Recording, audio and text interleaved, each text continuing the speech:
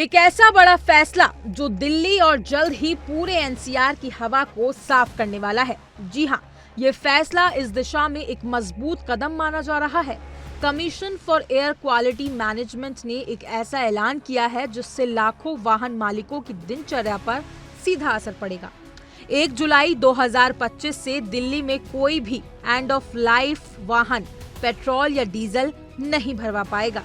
यानी अगर आपका वाहन 10 साल से पुराना डीजल वाहन है या 15 साल से पुराना पेट्रोल वाहन है तो वो अब दिल्ली के किसी भी फ्यूल स्टेशन से फ्यूल नहीं भरवा सकेगा।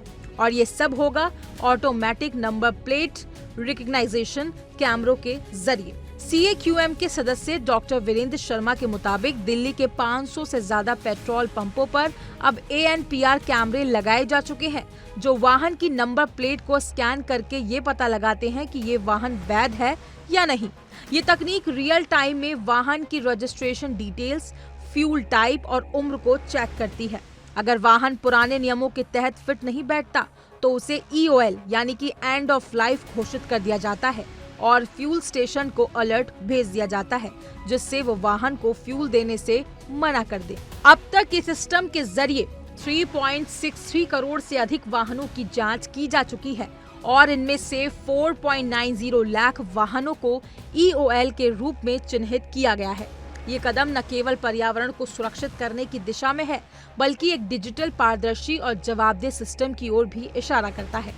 इस प्रणाली के अलावा दिल्ली परिवहन विभाग ने 100 स्पेशल इन्फोर्समेंट टीमों को तैनात किया है जो ऐसे वाहनों की निगरानी करेंगी जो नियमों का उल्लंघन कर रहे हैं।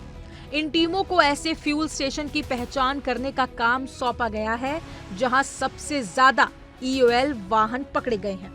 ये टीमें ये सुनिश्चित करेंगी कि किसी भी हाल में पुराने प्रदूषण फैलाने वाले वाहन दिल्ली की हवा को खराब ना कर सके।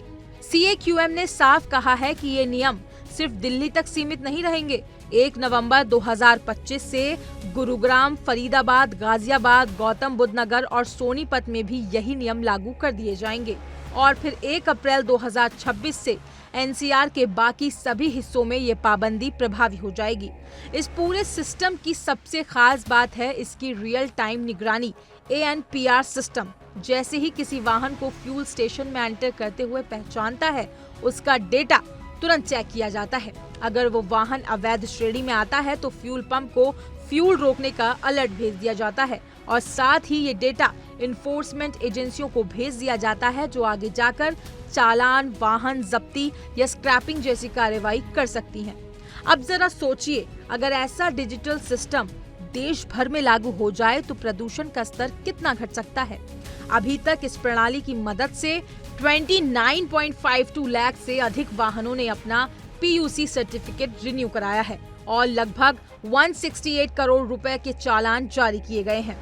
CAQM का मानना है कि दिल्ली NCR की हवा को सुधारने के लिए सबसे जरूरी है पुराने और गैर BS मानक वाहनों को हटाना, क्योंकि यही वाहन सबसे ज्यादा पार्टिकुलेट मैटर और जहरीली गैसें वातावरण में छोड़ते हैं। इसलिए अगर आपके पास भी पुराना वाहन है तो आपको अलर्ट हो जाना चाहिए। क्या आपके पास 10 साल से पुराना डीजल वाहन है या 15 साल से पुराना पेट्रोल वाहन? क्या आपके पास वैध PUC सर्टिफिकेट है? क्या आपने अपना वाहन स्क्रैप कराने पर विचार किया है? अब ये सिर्फ एक कानून नहीं है बल्कि एक पर्यावरण की जिम्मेदारी बन चुकी है और आने वाले समय में ये नियम और भी सख्त हो सकते हैं। इसलिए अभी से तैयारी करिए, दस्तावेज अपडेट कीजिए और जहां जरूरत हो वाहन स्क्रैपिंग की प्रक्रिया शुरू करिए। दिल्ली की हवा को साफ रखना हम सबकी जिम्मेदारी है। वीडियो पसंद आया हो तो लाइक करें, दूसरों को जागरूक करने के लिए शेयर करें और ऐसे ही जरूरी टॉपिक्स पर जानकारी के लिए चैनल को सब्सक्राइब करना ना भूलें।